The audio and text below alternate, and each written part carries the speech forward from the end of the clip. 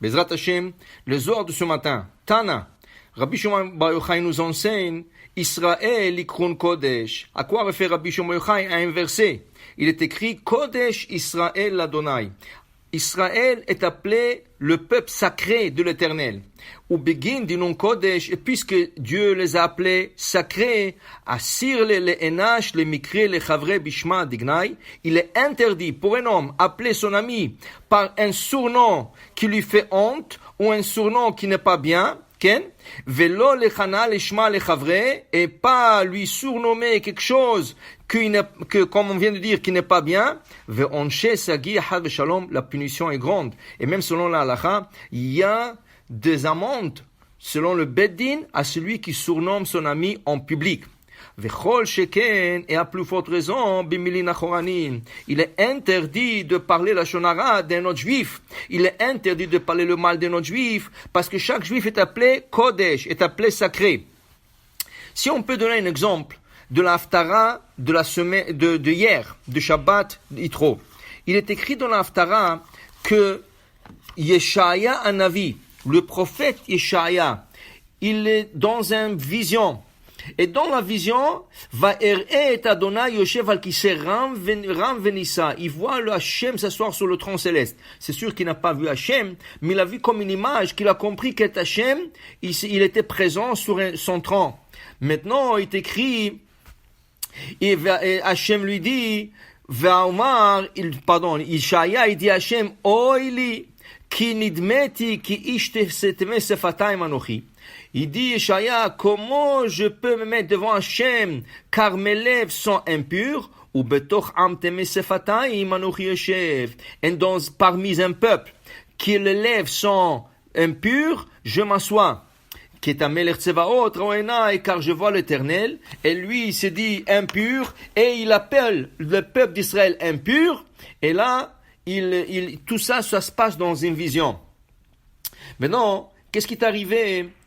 Un peu plus tard, il y a le petit-fils du roi Yeshaya qui veut tuer son grand-père, le roi Ménaché. Il essaye de tuer son grand-père Yeshaya. Okay? Maintenant, il trouve un prétexte, et le prétexte est le suivant.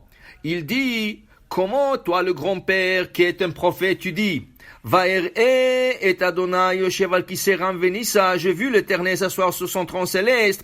Or que Moshe Rabbeinu il dit, Velo ir'eni adam vachai, un homme, il est impossible pour lui de voir Dieu. Alors puisque tu as dit quelque chose qui est impossible, tu es un faux prophète, et c'est le prétexte que le petit-fils voulait tuer son grand-père Yeshaya.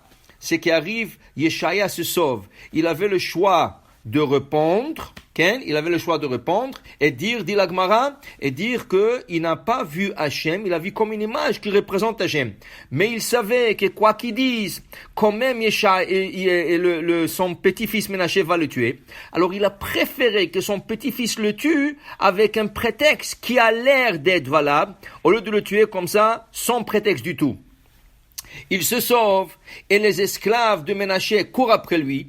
Et là, comme il était un grand prophète, un grand kabbaliste, il dit un certain nom et il s'avale dans un tronc d'arbre. Et là, les esclaves, ils cherchent Yeshaya. Et qu'est-ce qu'ils voient? Ils voient de 4 tzitzit suspendre d'un arbre. Là, ils ont compris, il a dû faire quelque chose, qu'il est rentré dans l'arbre. Alors, qu'est-ce qu'ils ont fait? Il est écrit dans la Gemara, ils ont pris une scie et ils ont commencé à scier l'arbre pour l'enlever de là-bas. Et là, la scie a touché les lèvres de Yeshaya et il est décédé, il est mort. Dit le Rav Ben Ishraï,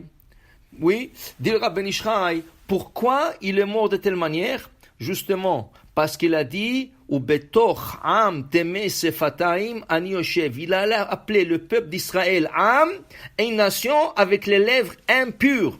Alors, puisqu'il a appelé le peuple d'Israël une nation impure, et am Israël s'appelle Kodesh, il est mort, mida keneged mida, ses lèvres ont été sciées, et c'est comme ça qu'il est décédé. Pour dire qu'il est interdit de parler mal d'un juif, il est interdit de surnommer un juif, chaque juif mérite son kavod.